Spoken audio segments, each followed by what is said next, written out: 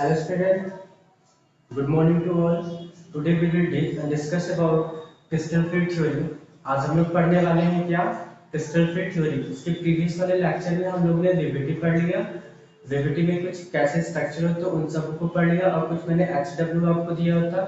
I hope कि वो सब भी आप लोगों ने कर लिया होगा। ठीक है, हम लोग एक ऐसे वीडियोस बनाएंगे जिसमें सिर्फ डिस्कशन होंगे और जिसमें जितने भी मैंने एग्जांपल दिए हुए हैं वो सारे एक लाइन से मैं उसको समझाता जाऊंगा किस तरीके से वो आ रहे हैं। ठीक है, अभी तो हम लोग सिर्फ पॉइंट टू पॉइंट बात कर रहे हैं according to NCERT.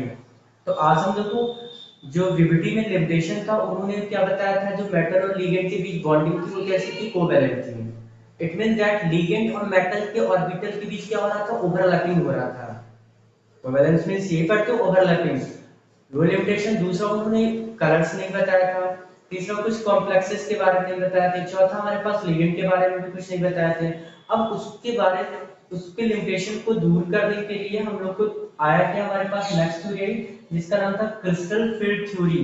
Crystal field theory और इनको प्रेडिक्ट मतलब इनको प्रपोज किसने किया, साइंटिस्ट का नाम था Bethe and Van Vleck. Bethe and Van Vleck थे जो हमारे पास इसको क्या किए, प्रपोज किए और इनके एजम्पशन क्या थे और कैसे ये हेल्प करता है।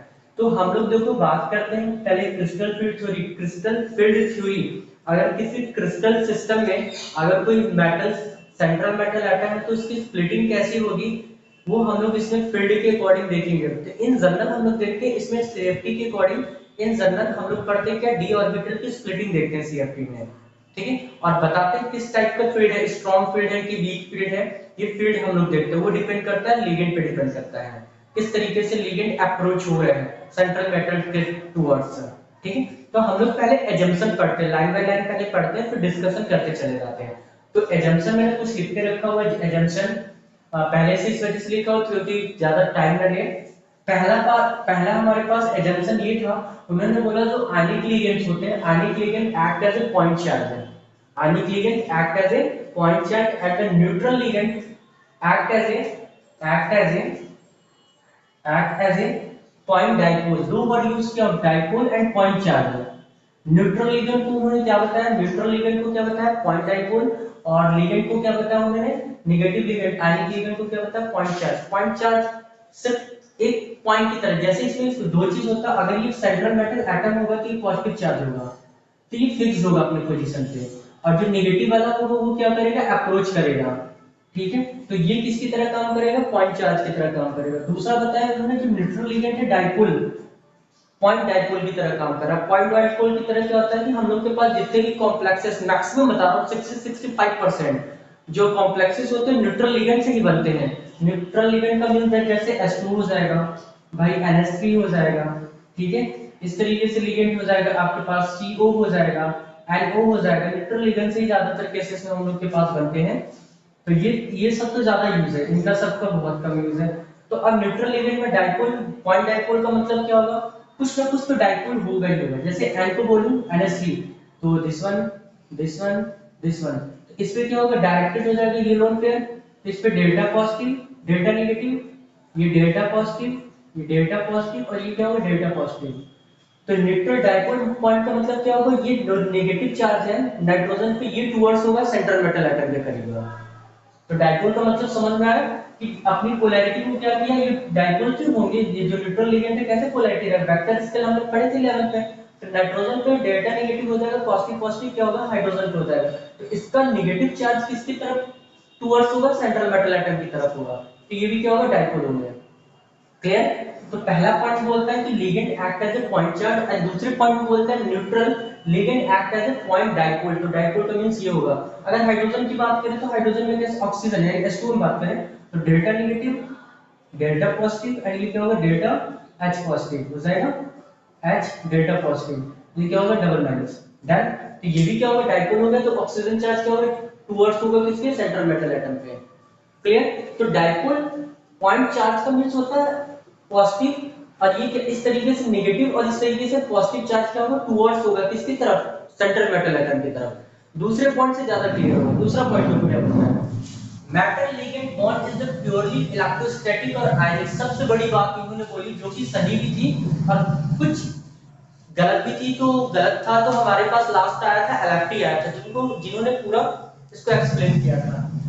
तो बोला कि जो सेंट्रल मेटल एटम और लिगेंड के बीच जो बॉन्डिंग होती है कैसी होती है, इलेक्ट्रोस्टैटिक होती है, मतलब आयनिक होता है। अब वीवीटी ने क्या बोला था, वीवीटी ने ये बोला था कि कोवैलेंट होता था। क्या होता है, तो कोवैलेंट, कोवैलेंट जहां पे होगा वो बताया था कि ओवरलैपिंग होती है, यहाँ पे ऐसा नहीं बोला, ओवरलैपिंग नहीं होती। उन्होंने बोला कि इलेक्ट्रोस्टैटिक आयनिक ये होता है कि मेटल अपनी जगह पे तो फिक्स होंगे, लिगेंड क्या होंगे, अप्रोच आएंगे, लिगेंड क्या होंगे, बहुत दूर से आएंगे, फार से आएंगे और नियरेस्ट आते जाएंगे। तो किसकी तरह काम करेगा, ये पॉइंट चार्ज की तरह काम करेगा। डाइपोल हुआ तो अगर न्यूट्रॉन हुआ तो डाइपोल की तरह काम करेगा, और आयन हुआ तो पॉइंट चार्ज की तरह काम करेगा। क्लियर, इन दोनों के बीच कोई भी ओवरलैपिंग नहीं होगी, याद रखना, ऑर्बिटल की ओवरलैपिंग नहीं होगी। तो यहाँ पे कोवैलेंट करैक्टर, यहाँ पे हमारे पास कोवैलेंट करैक्टर नहीं होगा, तो आयनिक करैक्टर होगा। तो आयनिक करैक्टर में देखो कहीं ना कहीं हमारे पास प्योरली, इन्होंने बोला कि प्योरली इलेक्ट्रोस्टैटिक होता है, तो प्योरली इलेक्ट्रोस्टैटिक नहीं होता। लेकिन जो एलएफटी था उन्होंने बताया कि इसमें दोनों टाइप के होते हैं, कोवैलेंट करैक्टर भी होता है और इलेक्ट्रोस्टैटिक भी होता है। तो इनका ये ड्रॉबैक था कि उन्होंने बोल दिया प्योरली इलेक्ट्रोस्टैटिक फोर्स होता है। अब मेटल और लिगेंड के बीच, सीएफटी में मेटल और लिगेंड के बीच दो टाइप के फोर्स ऑफ अट्रैक्शन काम करेंगे। तो मैंने यहाँ पे शॉर्ट फॉर्म लिखा है, एक होगा प्राइमरी इंटरेक्शन, या तो आप ऐसे लिख लो प्राइमरी फोर्स इंटरेक्शन लिख लो, primary interaction, interaction, primary interaction. और क्या होगा दूसरा, सेकेंडरी इंटरेक्शन, इंटरेक्शन, दूसरा क्या हो जाएगा, सेकेंडरी इंटरेक्शन होगा। प्राइमरी इंटरेक्शन किसके किसके बीच होगा, बिटवीन मेटल एंड लिगेंड और डाइपोल आयन, किसके बीच होगा, metal positive metal central metal atom के बीच, और लिगेंड क्या होगा, या तो न्यूट्रल होगा, न्यूट्रल होगा तो उसके डाइपोल, और लिगेंड नेगेटिव होगा तो उस पे होगा, यानी इसके पॉजिटिव चार्ज और इसके नेगेटिव चार्ज में क्या होगा, अट्रैक्शन होगा। तो जनरली क्या होता है, हम लोग पढ़ते हैं पॉजिटिव और नेगेटिव में क्या होता है, कौन सा फोर्स लगता है, रिपल्सन या अट्रैक्शन, तो अट्रैक्शन होगा। तो पहले टाइप में प्राइमरी इंटरेक्शन में कौन सा होगा, अट्रैक्शन होगा, जो कि मेजर होगा, मेजर को भी छोड़ देते हैं, जो कि क्या होगा, अट्रैक्शन होगा, फोर्स ऑफ अट्रैक्शन, यानी अट्रैक्ट करेंगे एक दूसरे को। दूसरे टाइप के इंटरेक्शन कैसा होता है, सेकेंडरी इंटरेक्शन। सेकेंडरी इंटरेक्शन किसमें बीच में लगता है, मेटल सेंट्रल मेटल के सेंट्रल मेटल यानी का डी ऑर्बिटल ऑफ मेटल, इसके डी ऑर्बिटल्स के बीच a lone pair of ligand, ligand के लोन पेयर के बीच होगा। बहुत बड़ा यहाँ पे रोल है, मेटल के, मेटल पे पॉजिटिव चार्ज भी है और उसके डी ऑर्बिटल्स भी है, डी ऑर्बिटल्स में इलेक्ट्रॉन डेंसिटी होगा, कुछ तो कुछ होगा। तो क्या होता है कि इसके डी ऑर्बिटल और इसके इलेक्ट्रॉन डेंसिटी यानी इलेक्ट्रॉन पेयर के बीच जो जो हमारे पास इंटरेक्शन होगा वो कैसा होगा, सेकेंडरी इंटरेक्शन होगा। क्लियर, पहला इंटरेक्शन प्राइमरी मेटल के टाइम और लिगेंड के नेगेटिव चार्ज के बीच अट्रैक्शन, ठीक। दूसरा मेटल के डी ऑर्बिटल्स और लिगेंड के लोन पेयर के बीच कैसा होगा, इंटरेक्शन होगा, वो कैसा होगा, अब आपको बताना है कैसा होगा। तो जो हमारे पास डी ऑर्बिटल्स होते हैं वो एज ए इलेक्ट्रॉन डेंसिटी की तरह काम करते हैं, किसकी तरह काम करते हैं, इलेक्ट्रॉन डेंसिटी की तरह काम करेंगे। और इलेक्ट्रॉन डेंसिटी होगा तो कौन सा चार्ज होगा भाई, नेगेटिवली चार्ज होगा, पक्का तय बात होगा, नेगेटिव चार्ज होगा। तो मेटल पे कौन सा चार्ज हो गया, मेटल ऑर्बिटल पे नेगेटिव चार्ज हो गया, और लिगेंड पे ऑलरेडी क्या है, लोन पेयर होगा तो इलेक्ट्रॉन डेंसिटी होगा नेगेटिव होगा, जब नेगेटिव नेगेटिव हुआ तो क्या होगा, रिपल्सन होगा, और इसी को क्या बोलते हैं, ये रिपल्सन होता है। क्लियर, बात समझ में आ गई। तो पहला मेटल और लिगेंड के नेगेटिव पॉजिटिव और नेगेटिव में अट्रैक्शन होगा, और दूसरा होगा हमारे पास डी ऑर्बिटल और लिगेंड के मतलब कि लोन पेयर के साथ होगा, तो वो क्या होगा, हमारे पास रिपल्सन होगा। इन दोनों में मेजर ज्यादा होता है हमारे पास ये अट्रैक्शन होता है, और ये क्या होता है, माइनर होता है। तुम सोच रहे होगे कि सर ये अट्रैक्शन रिपल्सन दोनों साथ साथ कैसे काम करता है, करता है भाई। जब मेटल लिगेंड एक दूसरे के पास आते हैं तो एक्चुअल में देखो होता क्या है, जो हमारे पास प्राइमरी इंटरेक्शन होता है वो डायरेक्टली प्रोपोर्शनल टू होता है सेकेंडरी इंटरेक्शन। जैसे जैसे प्राइमरी यानी फोर्स ऑफ अट्रैक्शन बढ़ता है, अट्रैक्शन बढ़ेगा तो लिगेंड और मेटल्स पास पास आएंगे, मेटल तो फिक्स है, लिगेंड पास पास आएंगे, जैसे ही पास आते हैं इसके डी ऑर्बिटल्स, मेटल के डी ऑर्बिटल और लिगेंड के लोन पेयर में भी रिपल्सन होना शुरू करता है, जिसकी वजह से ये फिर दूर चले जाते हैं। दूर क्या चले जाते हैं, इसके डी ऑर्बिटल क्या होते हैं, स्प्लिट कर जाते हैं। नेक्स्ट पॉइंट नहीं आएगा, पहला तो क्या हो, मेटल पे पॉजिटिव चार्ज नेगेटिव चार्ज किस पे, लिगेंड पे, पहले बहुत पास आएंगे, बहुत पास आएंगे, आते जाएंगे अट्रैक्शन प्राइमरी इंटरेक्शन, और जैसे ही पास आएंगे इसके डी ऑर्बिटल काम करने लगेगा, सेंट्रल मेटल एटम का डी ऑर्बिटल और लिगेंड को लोन पेयर रिपल करने लगेंगे एक दूसरे को, जिसकी वजह से इसके जो डी ऑर्बिटल्स होता है ये क्या करता है, ब्रेक कर जाता है और कुछ ऑर्बिटल्स में डिवाइड हो जाते हैं। तो क्या होता है, सेकेंडरी रिपल्सन, सेकेंडरी इंटरेक्शन होता है जो कि माइनर होता है, और ये मेजर होता है। नेक्स्ट पॉइंट, कि हम लोग के पास इसकी वजह से जब रिपल्सन होता है तो इसकी वजह से डी ऑर्बिटल की स्प्लिटिंग हो जाती है। पहले क्या होता है, लिगेंड क्या होता है, सेंट्रल मेटल एटम से बहुत दूर से आते हैं। जब बहुत दूर से आते हैं ना तो जो पांचों डी ऑर्बिटल्स होते हैं सेम एनर्जी एक्सपीरियंस करते हैं। पांच जहां मैंने यहाँ लिखा हुआ 5d orbital in free metal ions are degenerate. Degenerate का मतलब होता है कि जैसे डी ऑर्बिटल कौन से होते हैं, डी ऑर्बिटल कैसे होते हैं, पांच होते हैं, दिस वन 1 2 3 4 5, 1 2 3 4 5, पांच होते हैं। तो इनकी एनर्जी जब सेम होगी, पहले ग्राउंड स्टेट में है, ये थोड़ी सी एनर्जी पाके क्या होता है, उठ जाए, थोड़ी सी एनर्जी पाके क्या होता है, थोड़ी सी अप हो जाए, और उन सब पे क्या हो, पांचों एनर्जी, पांचों ऑर्बिटल क्या हो, एक साथ हो, ब्रेक ना किया जाए, तो उस स्टेट को क्या बोलते हैं, डिजनरेसी स्टेट। यहाँ पे लिखा हो 5d orbital 5d orbital in free metal ions are degenerate having the same energy. इनकी एनर्जी जब सेम होगी तो इसको हम लोग डिकॉल में बोलेंगे degenerate. Next, splitting of d orbital of CMA central metal atom when complex is form. जब कॉम्प्लेक्स फॉर्म होता है तो सेंट्रल मेटल एटम क्या होता है, डिसोसिएट हो जाता है। या तो दूसरा केस हमने बताया कि मेटल जैसे ही लिगेंड इसके अप्रोच आता है, इसके ऑर्बिटल से कंबाइन करता है, वैसे ही क्या होता है, हमारे पास काम करना स्टार्ट कर देता है, क्या काम करना क्या स्टार्ट कर देता है, स्प्लिटिंग हो जाता है। तो देखो दो टाइप के इंटरेक्शन बताया। पहला बताया इलेक्ट्रोस्टैटिक। इलेक्ट्रोस्टैटिक का मतलब क्या होता है, एक नेगेटिव चार्ज हो, एक पॉजिटिव चार्ज हो, ठीक है। तो पहले टाइप में जब अट्रैक्शन हो रहा है तो इलेक्ट्रोस्टैटिक हो रहा है। दूसरा ऑर्बिटल और इसके लिगेंड के बीच, तो जब ऑर्बिटल की बात आएगी, ओवरलैपिंग तो हो नहीं रहा है, जब ओवरलैपिंग होगा नहीं तो क्या होगा हमारे पास, तो कोवेलेंट कैरेक्टर होगा नहीं। फिर भी यहाँ पे लिटिल बिट आयनिक के साथ साथ कोवेलेंट भी पाया गया, आयनिक के साथ साथ क्या पाया गया, कोवेलेंट भी पाया गया, ठीक है। तो ये दोनों नेचर भी शो करता था, तो कुछ लिमिटेशन इसमें भी आएंगे। तो ये 5 पॉइंट आप नोट कर लो।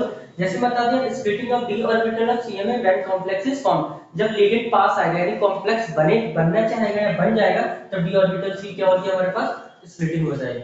क्लियर। तो ये हमारे पास 4 और 5 पॉइंट है, आप नोट कर लो। मैं नेक्स्ट बताता हूं। इसमें बहुत इजी तरीका है, बहुत अच्छा टॉपिक है, ठीक। इसको नोट करिए आप, जल्दी से नोट करिए भाई।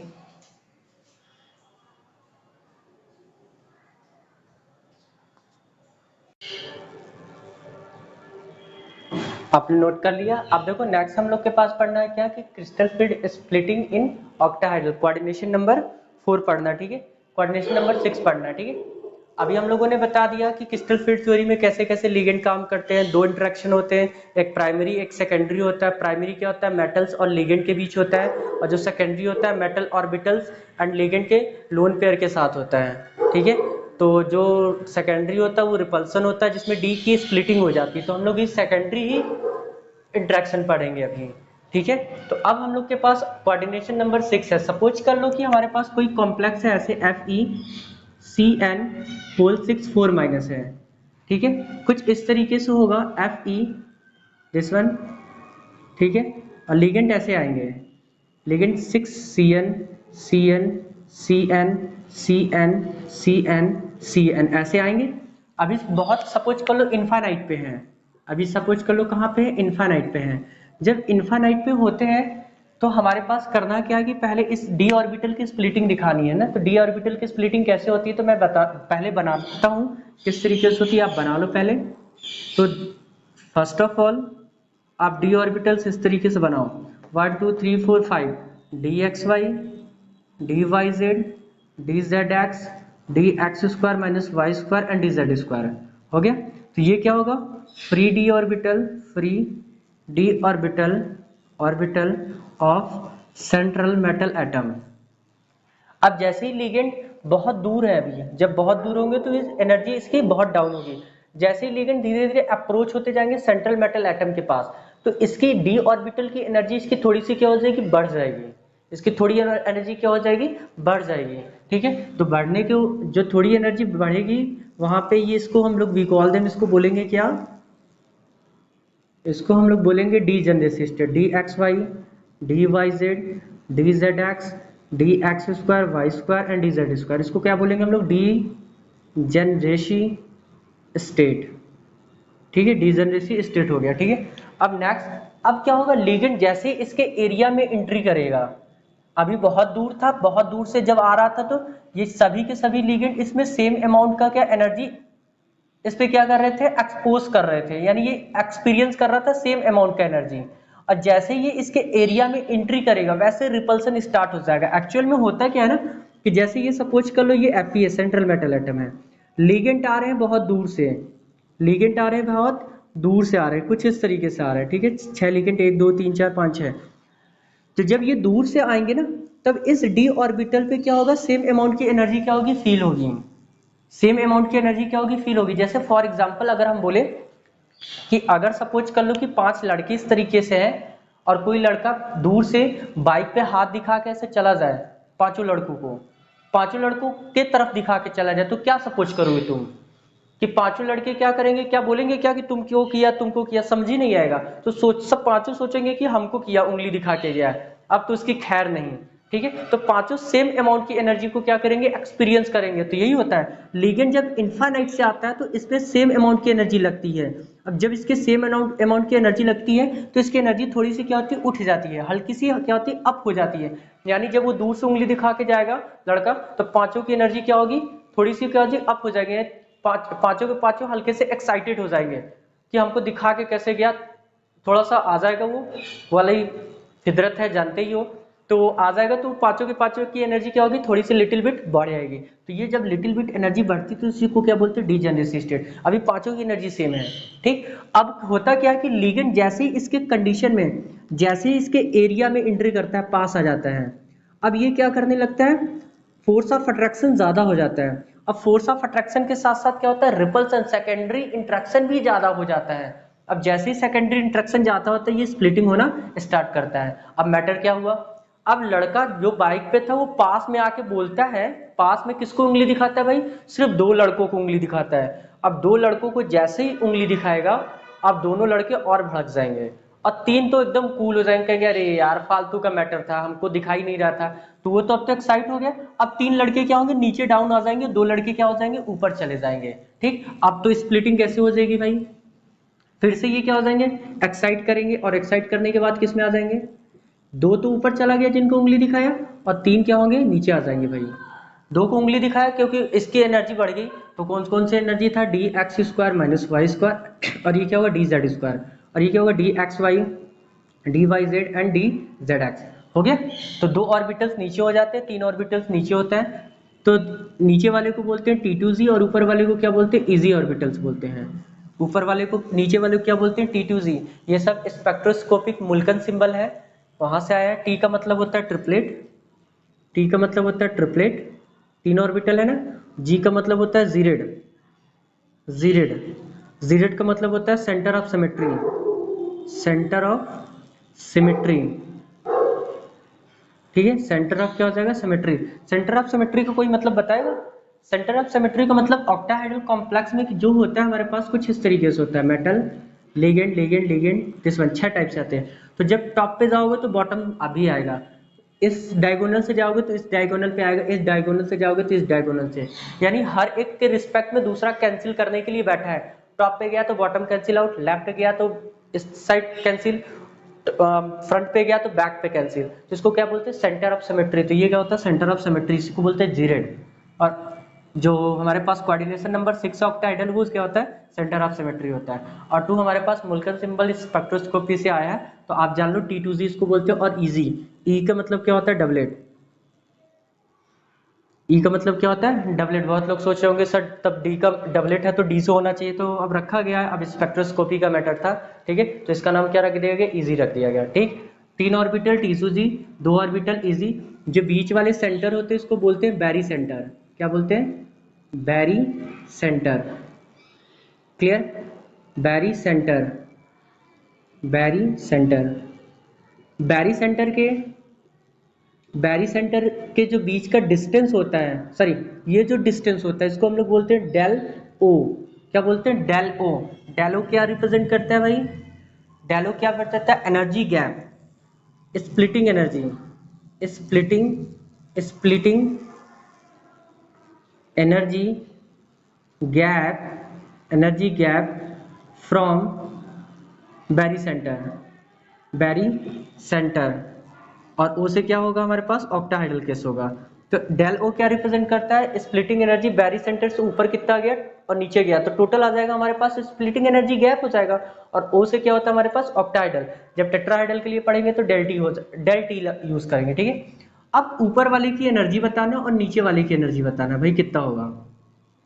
ऊपर वाले की एनर्जी वो कितनी होगी, नीचे वाले की एनर्जी कितनी होगी। अब देखो यहाँ पे आता भाई, एनसीईआरटी में कैसे लिखा हुआ, मैंने बोला कितने को उंगली दिखा के गया, पास से दो को दिखा के गया, यही दो होते हैं, यही दो, दो नीचे आए, कहाँ गए, दो को दिखा के गया ना, दो को, ये दो, दिस वन, ये दो को दिखे, तो हम लोग दो लिख सकते हैं। टोटल ऑर्बिटल कितना है, 5 है, 2/5 लिख सकते हैं। इधर 3 की एनर्जी कितनी हो जाएगी, 3/5, total orbital, number of orbital 5, total orbit, और इधर कितने ऑर्बिटल्स हो जाएंगे, 3/5। तो होता क्या है कि 3 को उंगली नहीं दिखाया, पहले तो स्टार्टिंग में सब एक्सपीरियंस कर लिए थे कि हमको दिखा रहा, हमको दिखा रहा, थोड़ा सा अप हो गया डिजनरेसी। अब 3, जब 3 को उंगली नहीं दिखाया, सिर्फ 2 को दिखाया, तो इस 3 ने क्या किया, बोला कि जब हमको दिखाई नहीं दे रहा तो हम क्या करेंगे भाई, कूल डाउन हो गया, तो ये अपने एनर्जी को किसको ट्रांसफर कर देते हैं, इसको एनर्जी ट्रांसफर कर देते हैं। जैसे सपोज कर लो कि वो हमको दिखा दिया उंगली मारने के लिए, सब सोच लिया, और दूसरे दिन सब रेडी हो गए कि भाई सब आगे चाकू को लेके पांचों के पांचों लोग, जब वो 5 से 2 को दिखाया गया तो इन्होंने तीनों ने काम क्या किया कि अपने चाकू वगैरह जो भी लिया था इनको ट्रांसफर कर दिया, यानी ये क्या होगा, 3/5 इसको ट्रांसफर इन्होंने कर दिया। तो 3/5 कहाँ चला जाएगा, हमारे पास टॉप पे चला गया, तो यहाँ से यहाँ तक की एनर्जी क्या होती है भाई, 3/5 डेल ओ, और ये इसको ट्रांसफर कर देता है, ये क्या हो जाता है हमारे पास, यहाँ से यहाँ तक की एनर्जी क्या होती है, 2/5 डेल ओ। ठीक है, ये किसके इक्वल हो जाएगा, 5/3 की वैल्यू कितनी हो जाएगी, 0.6 डेल ओ, और नीचे वाली वैल्यू कितनी हो जाएगी, 0.5 डेल ओ हो जाएगा। ठीक है, तो इसको लर्न करने का एक ट्रिक है, देखो 0.6 डिवाइड करोगे तो आ जाएगा। ठीक है, लर्न करने का ट्रिक क्या है, नंबर ऑफ टोटल इलेक्ट्रॉन 1 2 3 4 4 हो जाएगा, 6 4 जा 24, 2.5 डेल ओ आ गया। नीचे नंबर ऑफ इलेक्ट्रॉन मैक्सिमम 1 2 3 4 5 6 6 हो गया, तो 4 का मल्टीप्लाई 6 में करोगे कितना होगा, 2.5 डेल ओ। ये हमारे पास क्या है, नेगेटिव करोगे जब तो कैंसिल आउट होकर कितना हो जाएगा, जीरो। जो नीचे वाला पार्ट होता है वो नेगेटिव में होता है, जो ऊपर वाला पार्ट होता है वो पॉजिटिव में होता है, तो जीरो आ गया। फिर ये क्या होता है, बैरी सेंटर पे आके बैठ जाता है। क्लियर, तो इतनी बात समझ में आ गई स्प्लिटिंग में। पहले ये बताओ, पहले डिजनरेट, पहले हमारे पास 3d ऑर्बिटल डिजनरेट, फिर 3 ऑर्बिटल्स नीचे 2 ऑर्बिटल्स ऊपर, T2z इजी, बैरी सेंटर डेल ओ, ऊपर से 3/5 del O, 0.6 del O, 2/5 del O और -0.4 डेल ओ हो जाएगा। ठीक है, मेरी बात समझ में आ गई। अब बहुत के दिमाग में आ रहा है, सर ये 3 ऑर्बिटल्स नीचे ही क्यों आए हैं, 2 ऑर्बिटल्स ऊपर ही क्यों गए हैं, क्या 2 ऑर्बिटल्स नीचे और 3 ऑर्बिटल्स ऊपर नहीं जा सकते। तो हम लोग नेक्स्ट इसी की बात करते कि ऐसा हो क्यों रहा है। ब्रेक तो कर गया मगर 3 ही को क्यों उंगली दिखाया, 2 को क्यों उंगली नहीं दिखाया। ठीक है, मतलब कि 3 को उंगली क्यों नहीं दिखाया, 2 को क्यों दिखाया, जिसको दिखाया वो एक्साइट होकर चला गया, जब एक्साइट होगा तो एनर्जी बढ़ जाएगी। ठीक है, तो अभी इसको पहले नोट कर लो, फिर मैं इसको बताता हूँ, प्रोसीड करता हूँ आगे। जल्दी से नोट करो भाई, जल्दी से नोट करो।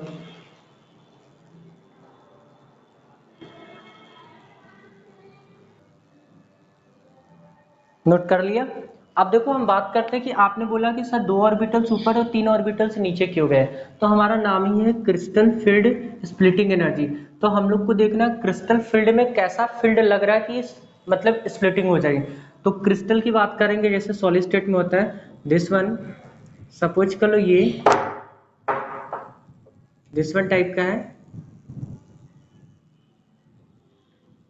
ठीक, दिस वन। मेटल सपोज कर लो कि एम सेंटर पे होगा, मेटल कहाँ पे होगा हमारे पास, पॉजिटिव क्या होगा, सेंटर पे होगा। लिगेंड कितने हैं, कोऑर्डिनेशन नंबर कितने हैं, 6 है। जब कोऑर्डिनेशन नंबर 6 होगा तो कितने तरफ से आएगा, कितने साइड से आएगा, 6 टाइप से आएगा, 6 साइड से आएगा। जब 6 साइड से आएगा तो इस लिगेंड इस स्ट्रक्चर में किस साइड से आएगा, तो हमारे पास 6 फेज से आएंगे।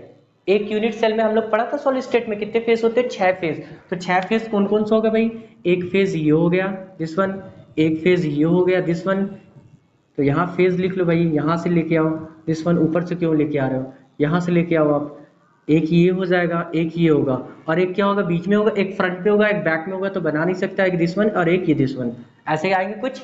तो फेजेस पे आते हैं, और फेज पे जब आते हैं ना तो इसमें ये देखा गया कि फेज पे ही पहले जब लिगेंड दूर से आते हैं, तो याद रखना वो स्टेप बता चुका, जब दूर से आते हैं तो उसके जो सेंट्रल मेटल एटम के डी ऑर्बिटल्स होते हैं सेम एनर्जी एक्सपीरियंस करते हैं, और जैसे ही उसके एरिया में एंट्री करते हैं, अप्रोच आते हैं, वैसे वो बहुत ज्यादा एक्सपीरियंस करने लगते हैं और वहां पे रिपल्सन होना स्टार्ट हो जाता है, सेकेंडरी इंट्रैक्शन स्टार्ट हो जाता है।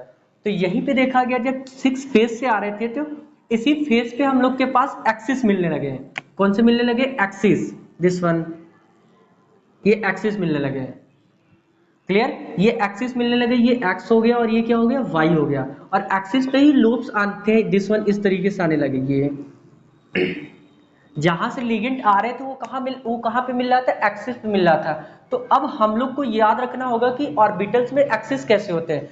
तो हम लोग को इन जनरल पता है कि तीन तो बिटवीन द एक्सिस होते हैं, ये ऑलरेडी सबको पता है, डी एक्स वाई, एक होता है d z, d y z, और थर्ड होता है हमारे पास डी जेड एक्स। ठीक है, तो हम लोग इसको क्या बोलेंगे, बिटवीन द एक्सिस, क्या बोलेंगे, बिटवीन द एक्सिस। हम लोग के पास ऑर्बिटल्स होते हैं ना, डी के ऑर्बिटल्स, दिस वन 5 होते हैं ना, 1 2 3 4 5, d x y, d y z, d z x, d x square minus y square and d z square, ये होता है। तो इसमें जो तीन ऑर्बिटल्स होते हैं ये बिटवीन द एक्सिस होते हैं, हम लोग बोलते हैं इसको बिटवीन द एक्सिस, क्योंकि लोब्स बिटवीन द एक्सिस है। और जो दो को उंगली दिखाया था, दो को जो उंगली दिखाया था, x square y square and d z square, ये ऑन द एक्सिस पे होते हैं भाई, कुछ ऐसे होता है देखो, d x square minus y square, ये x होगा और ये क्या होगा, y होगा। इसको बना लेना, ये x है, ये y है, ये y है, ये z है, ये z है, ये x है, और लास्ट हमारे पास क्या होगा, दिस वन टाइप का होगा, ये डी जेड स्क्वायर। तो इसको हम लोग क्या बोलते हैं, on the axis, on the axis, देखो ऑन दी एक्सिस। क्लियर, तो ऑन दी एक्सिस पे कितने ऑर्बिटल्स है, 2 ऑर्बिटल्स है, और जो फेस से लिगेंड आ रहे हैं उसी पे हम लोग को एक्सिस मिल गया। और जब एक्सिस पे आ रहे हैं तो भैया कहाँ से आ रहे हैं, फेस से ही आ रहे हैं, फेस से आ रहे हैं, तो एक्सपीरियंस रिपल्स, मतलब कि force of attraction, force of repulsion, जैसे उसके एरिया में एंट्री करेगा, फेस से आ रहे हैं, तो इस एरिया में जो यहाँ से लिगेंड आएंगे वो ज्यादा एक्सपीरियंस करेंगे रिपल्सन को। अब ज्यादा जो रिपल्सन फील करेगा, आपको पता है जब रिपल्सन जितना ज्यादा फील करेगा उतना ज्यादा एनर्जी वो एक्साइट हो जाएगा, और जितना ज्यादा एक्साइट होगा वो स्प्लिट करके उतना ही ऊपर जाएगा। तो कौन से दो एक्सिस आ रहे हैं, ये दो एक्सिस आ रहे हैं ऑन दी एक्सिस, तो ये स्प्लिट करके हायर एनर्जी पे चले जाते हैं, और ये बिटवीन द एक्सिस आते हैं। ये कैसे आते हैं भाई, ये बिटवीन द एक्सिस आते हैं, ऐसे आते हैं। ये कैसे आते हैं भाई, बिटवीन द एक्सिस आते हैं। जब बिटवीन द एक्सिस आते हैं तो इसकी एनर्जी क्या होती है, डाउन हो जाती है, और एनर्जी कम रखता है। क्लियर, मेरी बात क्लियर हो गई कि क्यों 3 ऑर्बिटल्स नीचे आते हैं, क्यों 2 ऑर्बिटल्स ऊपर जाते हैं। तो 2 ऑर्बिटल का रीजन ये होता है, क्रिस्टल सिस्टम में मेटल सेंटर पे होता है, और जो लिगेंड होते हैं फेस से आते हैं, और उन्हीं फेस पे क्या मिल जाता है हमारे पास, जहां से वो आते हैं वहां पे क्या मिल जाता है हमारे पास, ऑन दी एक्सिस फेसेस मिल जाते हैं, यानी एक्सिस मिल जाते हैं, और एक्सिस पे 2 ऑर्बिटल्स होते हैं, दिस वन। तो यहाँ पे रिपल्सन वो ज्यादा फील करेगा, जितना ज्यादा फील करेगा वो उतना तेजी से एक्साइट होंगे और एनर्जी बढ़ा के ऊपर चले जाएंगे। और जो बिटवीन द एक्सिस होंगे एक्सिस, उस पे एनर्जी क्या होगी, उसकी डाउन होगी। क्लियर, तो इस तरीके से हम लोग के पास ये स्प्लिटिंग रहा, ये स्प्लिट करके दिखा दिया। अब मैं बात करूंगा किसकी, अब मैं फीडिंग ऑफ इलेक्ट्रॉन की बात करूंगा। ठीक है, thank you for watching this video.